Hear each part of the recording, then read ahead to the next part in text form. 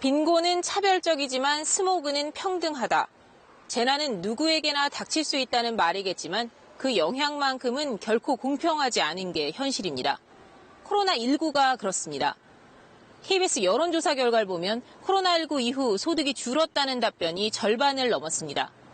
매우 줄었다는 경우만 떼서 살펴봤습니다. 월소득 200만 원 이하인 경우엔 40%가 그렇다고 답했지만 700만 원이 넘는 경우엔 13%에 그쳤습니다. 직종별로도 차이를 보였습니다. 자영업자는 44%에서 소득 감소가 컸지만 사무 전문직은 17%입니다. 이 같은 차이 어디에서 왔고 어떻게 해결해야 할까요? 먼저 방과후 강사 박지은 씨 얘기를 들어봤습니다.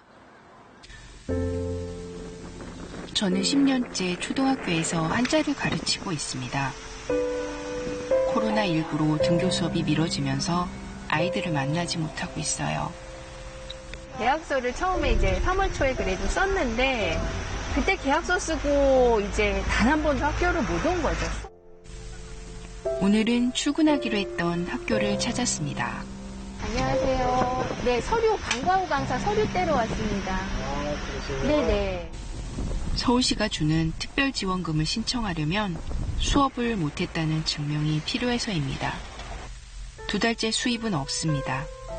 남편 혼자 벌어 대학생 2아이까지 내 식구 살림을 하다 보니 생활은 더 빠듯해졌습니다. 고용보험엔 가입돼 있지 않습니다. 노동자가 아니라서랍니다. 퇴직금도 없습니다. 보통 3달 단위로 계약을 하다 보니 한 학교에서 몇 년을 일한 경우에도 퇴직금은 받지 못했습니다.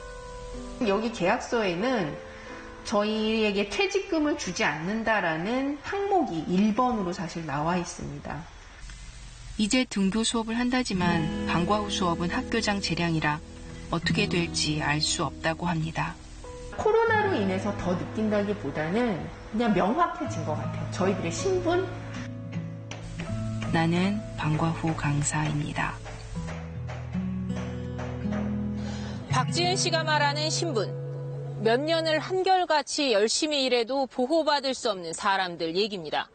흔히 사회보험 사각지대라 부르는데 임시직이나 플랫폼 노동자 등이 대표적입니다. 청년 구직자들도 여기에 속합니다. 한 번도 취업해 본 적이 없다는 이유로 당장 실업급여부터 받을 수 없습니다.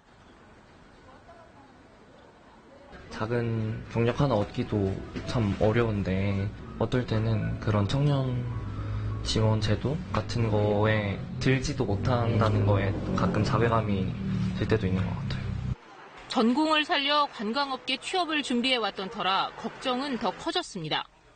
과연 업계가 다시 살아날 수 있을까? 이런 고민도 생기고 다른 시험을 준비해야 할까?